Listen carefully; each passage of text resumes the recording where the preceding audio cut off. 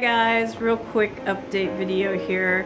Just gonna let everybody know, I've had several people ask how I'm doing right here in my neck of the woods with the Texas tornadoes and flooding that we've had day after Christmas, and everybody wanted to know how I was doing and what happened and what I'm dealing with. So this is kind of a video to bring you up to speed and let you know what has happened right here, and yeah, that's basically it. So just real quick before we get started with the not so fun stuff, that's my tree. Let's see my angel right there, and the fireplace here. And I'm sure you're wondering, why aren't you using the fireplace, right?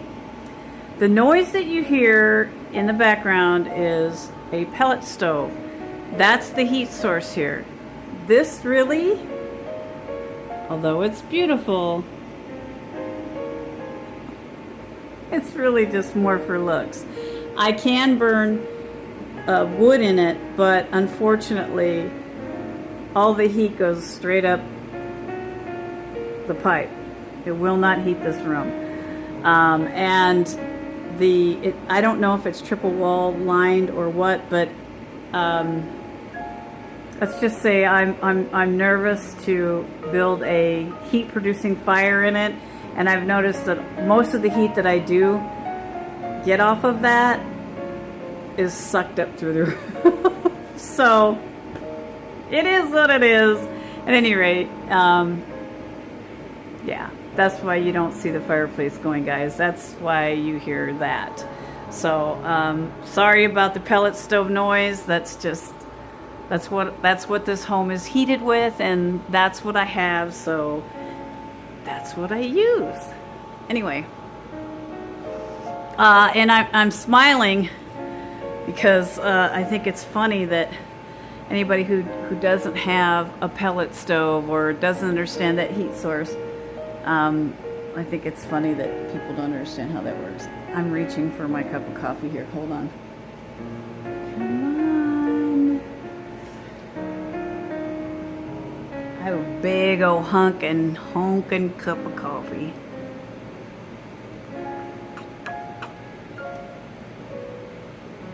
Oh yeah, that's good stuff. So, all right, a few of you had asked what I'm dealing with right here, so I'm gonna be telling you.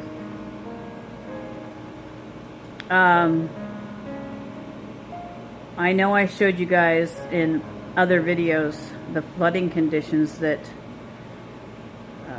happened in my area this spring and this fall. It's just a repeat. The major difference is with this last storm, the high winds did a considerable amount of damage to exterior buildings outside. So I lost 2 barn walls. The barns haven't been usable for months because they've been underwater. You know, just because you don't hear me talk about the situation doesn't mean that the situation has cleaned itself up. It just means I'm not talking about it. At any rate, I haven't been able to use the barns in a couple months, and now they're basically like non-existent. I'm not sure how we're going to rectify that. They're probably going to have to come down because they're structurally compromised now. And the other thing that happened is I have a handicap ramp here. It's essentially made for somebody with a disability, and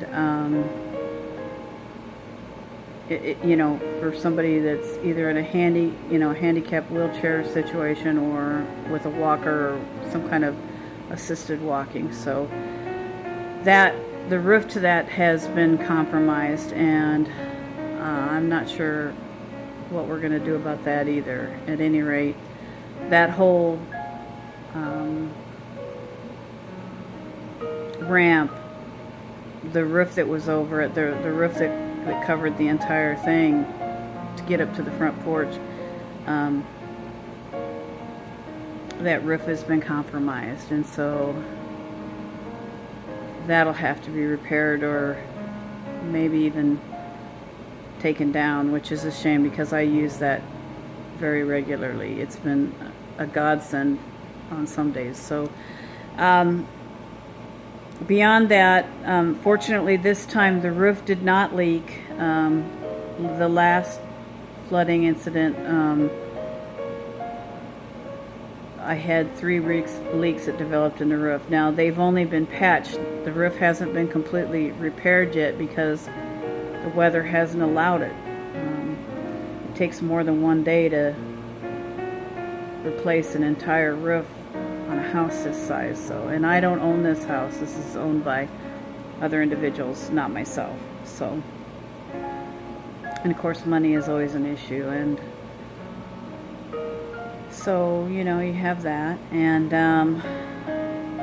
I had some more fence damage with this last onset of flooding, so I got some headaches there to deal with. And the horses are all still in good health and doing well, considering, although I'm having to feed a lot more hay and grain because they don't have a barn to get into, so they need to be able to ingest more to hold in their heat, to stay warm. And you know, they burn up a lot of calories trying to stay warm in these kind of conditions. And I do not. I am one person who does not believe in blanketing your horse. I think that when you do that, you're compromising their immune system. You're putting them in a situation where they become like big dogs. I mean, it's one thing to provide them with a roof over their head and walls around them to break the wind or the rain, but it's another thing to be covering up in a blanket that holds heat in and moisture. I've seen some horrendous things happen to horses that are in winter blankets. I will not take that kind of risk. Horses are horses. You know, I can't see domesticating something to the point of making it a big inside dog. And all my dogs are well. I'm sick of dealing with this nonsense in and out with the, they're a wet mess constantly. And so, that's a headache. But, my complaints aside, I feel very blessed and fortunate that I still have a roof over my head, that I still have a place to be, that, I could be in a lot worse shape. This house, could have been taken.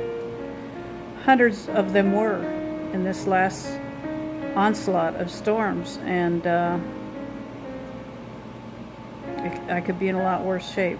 Lives are lost, and my heart goes out to those people who have lost. And I will be donating. I have some things to donate that I will be donating. So if there's any of you that want to reach out to some of these people in need here in Texas, please do so. I'm sure that if you get in touch, and I would not be, Goodwill and all that, they're just putting the money in their pockets. Reach out to these individuals themselves, reach out to their churches, reach out to their community programs, but don't, Goodwill and things like that, and sending money to these funds, these government programs, it doesn't help people. They have to have certain qualifications, and there's all these rules and regulations, and most people that need it wind up not getting it. So if you're looking to help people, reach out to them. Don't just talk about it. And for anybody that doesn't understand what this is like and you can't relate unless you're living with it. You can't understand unless you're dealing with it. For anybody that doesn't understand what this does to a person's psyche, this kind of environment all the time does create depression. That is perfectly normal. Everybody handles things differently. I'm not going to lie and say that I haven't been depressed. This is depressing. It's, I mean, I'm trapped here. I was last time, you know, for days. And I will be again. And fortunately, I make provisions and I have things set aside and I stockpile and I plan for these kind of things so that I'm not sitting here wondering where my next meal is going to come from. But that doesn't mean that my psyche isn't injured from this, because, you know, being trapped somewhere, knowing that you can't get out, whether you have transportation or not, and then where would I go? I don't have anywhere to go. Where am I going to go? One question that was asked of me was something about my network connection.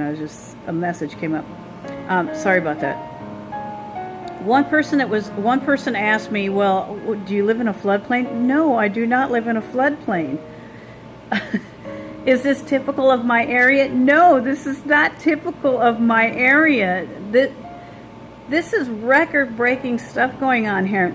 We're talking about the kind of rains that are like 1,000-year floods. This isn't typical of this area at all. I've spoke to many people who live around this area, and all of them tell me exactly the same thing. They've never seen anything like this, ever. In all their years of living here in Texas, right here in this neck of the woods. So, no, this is not atypical of this area, okay? Just putting that out there. And anybody that thinks like a person should just like snap, get over this, unless you're living it, you can't even begin to understand. You can't comprehend. You can't. I'll just leave it at that. So beyond that, I'm coping best I can. I feel blessed to still have a roof over my head. I feel blessed to have, you know, my electricity working. You know, I didn't lose any lives here. You know, I feel very fortunate about that. So I will be doing what I can to reach out to these other people who are in need to help them. So I have some things I can definitely donate, and I will be looking into where I can donate them to assist some of these people who have lost everything. So I feel very fortunate, and I thank the Lord for what I have. I really, truly do. For those of you that have said prayers for me and asked, you have no idea what that means. I truly appreciate that. I thank each and every one of you for caring. It's sure nice to know that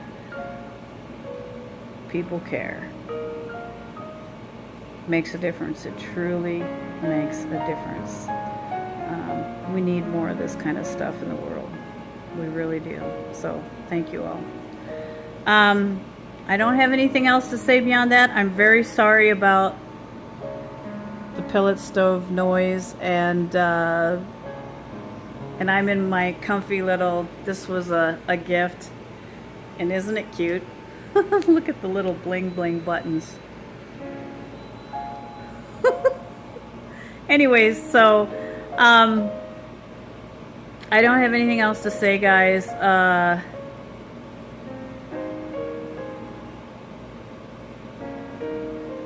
Thank you all. God bless. Love yourselves and be kind to others and be understanding. Peace on the streets, yo! God bless. Bye-bye.